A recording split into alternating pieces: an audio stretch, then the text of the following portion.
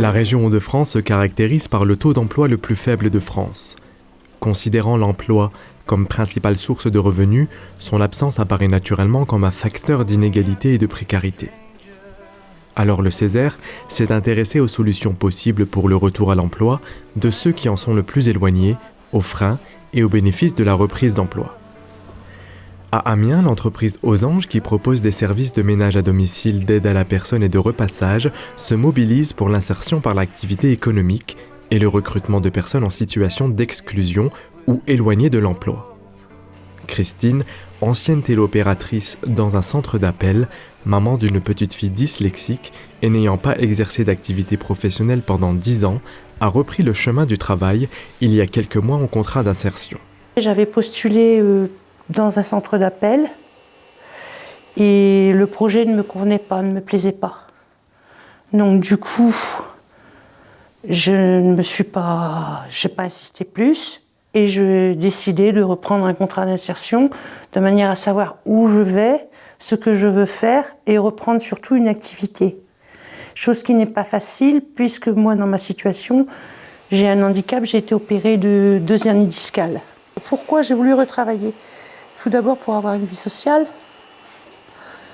ramener un salaire, la fierté d'avoir un salaire et de se dire pouvoir offrir à ses enfants et de regarder le travail, c'est important. Parce que quand les parents travaillent, les enfants voient aussi que vous vous investissez pour le travail. Donc ça donne un exemple aux enfants. Si vous vivez avec le RSA et avec le salaire qu'il y a, ça fait quand même une différence. C'est pas énorme, mais cette différence, elle est là. Et cette différence-là, je peux donner un petit billet à ma fille pour faire une sortie, pour aller à un anniversaire. Si elle a envie de se rhabiller, non, je peux pas, c'est difficile. Je suis moins regardante.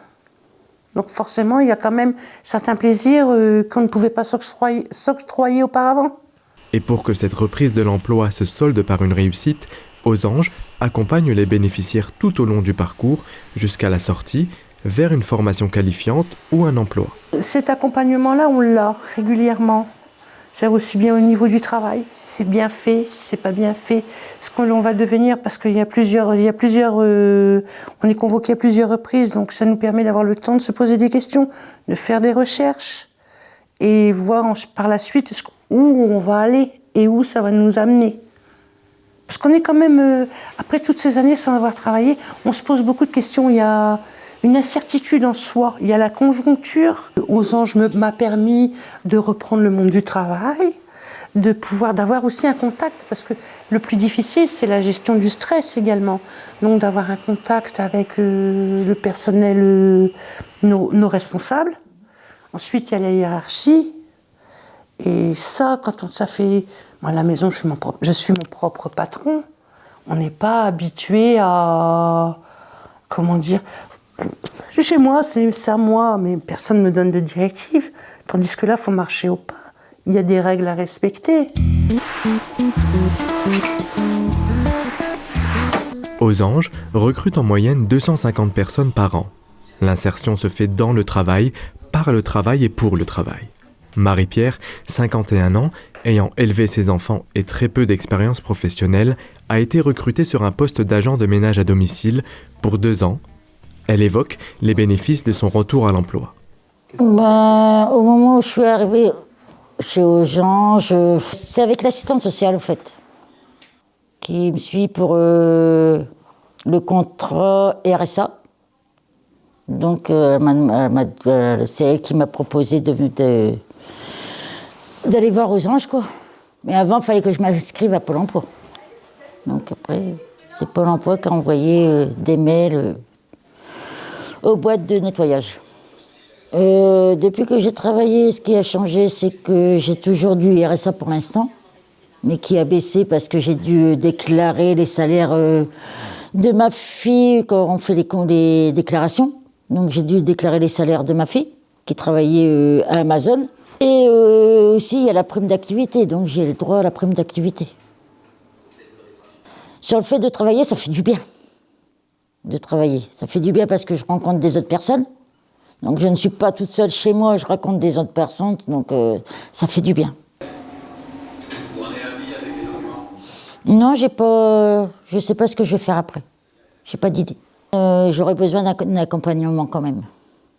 Oui, donc elle m'a dit qu'elle voulait déménager. Par contre, en étant mineure.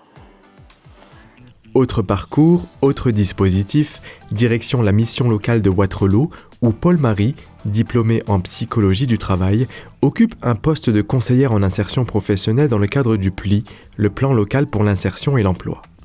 Son parcours, semé d'embûches, l'a poussée à s'orienter, malgré ses qualifications, vers le PLI, à un moment où elle apparaissait éloignée du monde de l'emploi. Avec tout ce que j'ai vécu, tout ce que j'ai passé, voilà, à un moment donné, je n'avais plus forcément confiance en moi.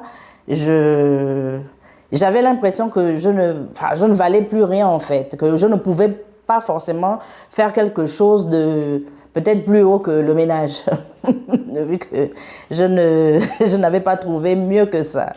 Et cet atelier de confiance en soi m'a redynamisé, ça m'a redonné confiance en moi. Malgré, comme on dit, on ne peut pas être juge et parti. En fait, c'est dire que le médecin ne peut pas se soigner. Malgré le fait que j'ai fait des études de psychologie, on pourrait se dire que je pourrais être quelqu'un de forte pour pouvoir faire face. Mais quand j'ai découvert le PLI, tout s'est déclenché. Et l'accompagnement du PLI, il faut dire qu'elle est personnalisée. Aussitôt rentrée dans le PLI, en moins de 6 mois, j'ai pu faire une formation que je ne voulais pas forcément, mais déjà pour sortir on va dire du cadre de RSA, parce que j'en demandais, je voulais travailler. Et au PLI, ils lèvent les freins. Ils aident les gens qui sont éloignés de l'emploi, vraiment éloignés de l'emploi, à revenir dans l'emploi, mais en balayant tout ce qui l'empêche d'accéder au monde du travail. Quoi que tu dois faire après ça? Je continue d'expliquer les ruptures, le mode de rupture. Et ça, c'est quoi? Toujours dans le diapo? Oui. Ah. Je reviens dans le diapo.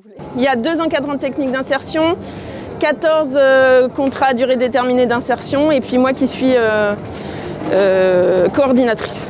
Et donc on lave pour 80% de notre tonnage, c'est du linge des structures de la Beige. Et après on a 20% de clients extérieurs. Parmi les personnes les plus éloignées de l'emploi figure le public en grande précarité et les personnes à la rue. La Beige Solidarité s'adresse à eux. Elle développe ses activités autour de l'accueil, de l'hébergement, du soin et de l'insertion par l'activité économique.